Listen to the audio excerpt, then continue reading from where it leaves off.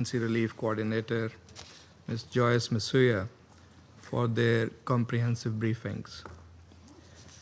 We are also grateful to Ms. Inger Esching, CEO of the Save the Children International, for her sobering briefing. Indeed, it was moving. The predicament of the Palestinian children under occupation. But the question is, will it move this House? Indecision is complicity, as she rightly reminded us. We also listened with deep empathy to Ms. Ilana Grzyski. We sincerely hope for the safe and swift reunification of her family and all of those still in captivity. And we wish the same for those thousands of Palestinians illegally detained and mistreated by the Israeli occupation for prolonged periods. Healing, there must be, for everyone. Healing that corresponds to the human suffering of all. Healing that would eventually close and cure the wounds inflicted by decades of occupation. Healing for which there can be no better dressing than justice and international law. Healing that can start now with a ceasefire. Yet, we are in an endless war imposed by the occupier. Mr. President, it has now been 691 days of unrelenting tragedy in Gaza. During this period, Israel has trampled every principle of international law and international humanitarian law with utter impunity. More than 62,000 Palestinians have been killed, among them over 19,000 children, 10,000 women, and at least over 270 journalists and over 360 UN aid workers. Civilian life has been deliberately and systematically dismantled. Even Israel's own military data, as reported in the international media, admits that 83% of those killed are civilians. How can this ever be justified or defended? This cannot be collateral damage. It is mass carnage. Today, no place in Gaza is safe. Yet the indiscriminate military onslaught continues because Israel is confronted with no real consequences for its actions. Hospitals, schools, homes, nothing has been spared. The world is now witnessing live-streamed killing of journalists and rescue workers. The strikes on the Nasser medical complex were appalling and condemnable, yes, but yet they are tragically familiar, part of a grim pattern. There are those who shield Israel and try to silence this council into inaction. What else is complicity? In fact, impunity has become Israel's shield and this council's silence its enabler. The occupying powers' apologists must introspect and objectively assess the consequences of their policies. Mr. President, as if bombs were not enough, hunger is now a weapon of mass destruction.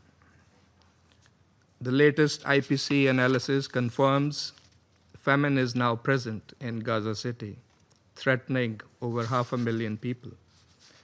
The use of starvation of civilians as method of warfare may constitute a war crime. Undersecretary General Tom Fletcher rightly observed. And those are strong words. They need to be repeated in this council. And I quote, "It is a famine we could have prevented if we had been allowed. Yet, food stacks up at borders because of systematic obstruction by Israel. It is a famine in 2025, a 21st century famine." Mr. President, it is not by negating or criticizing and pressurizing the United Nations and its senior officials, or by denying and rejecting the findings of the ICJ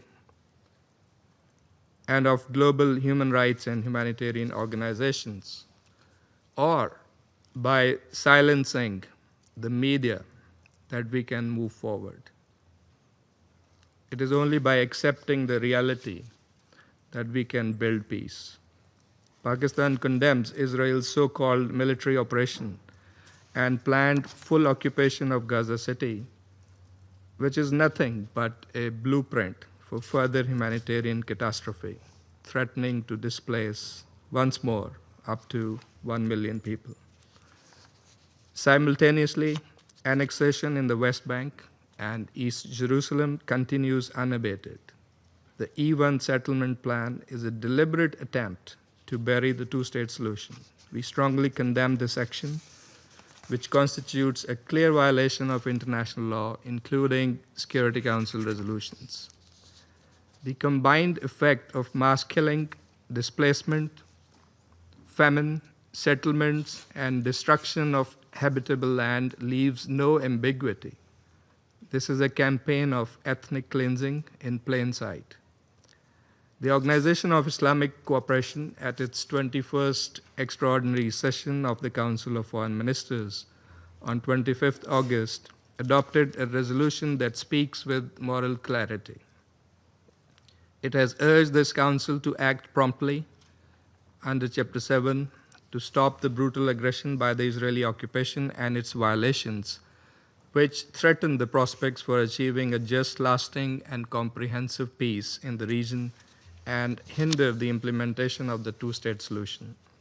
It has also urged the Council to hold Israel, the occupying power, accountable for all crimes and violations that clearly breach international law and international humanitarian law. The Security Council cannot remain a bystander. It must act now, with resolve, to fulfill its charter responsibility for the maintenance of international peace and security. It must demand, first, an immediate, permanent, and unconditional ceasefire across Gaza and the occupied Palestinian territory, with full implementation of Security Council Resolution 2735. We appreciate and support the efforts led by the United States, Egypt, and Qatar, and hope these will result in an early ceasefire. Second, an immediate and unconditional lifting of all restrictions on the entry of humanitarian aid into Gaza and its safe and unhindered distribution to the population in need of such assistance, as well as the restoration of all essential services. Third, release of all hostages and exchange of Palestinian prisoners. Fourth, a halt to Israel's declared intent to occupy Gaza City. And fifth, an end to forced displacement, illegal settlement expansion, and annexations in the West Bank and East Jerusalem. Mr. President, lasting peace requires a credible political horizon, one grounded in international law, leading to the realization of a sovereign, viable, and contiguous Palestinian state based on the pre-1967 borders, with Al-Quds al-Sharif as its capital. Occupation must end, for that is the actual root cause of instability in the Middle East.